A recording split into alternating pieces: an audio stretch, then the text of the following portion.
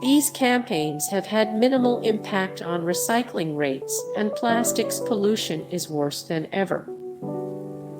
These campaigns have had minimal impact on recycling rates, and plastics pollution is worse than ever.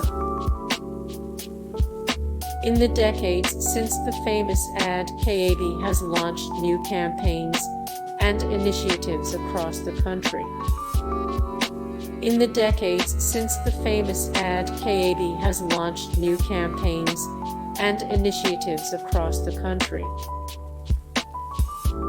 By the 1960s, KAB claimed 70 million members. By the 1960s, KAB claimed 70 million members. KAB collaborated with the U.S. Brewers Association to create the Clean Community System in 1975. KAB collaborated with the U.S. Brewers Association to create the Clean Community System in 1975. The year KAB was founded, Vermont banned on reusable beverage containers.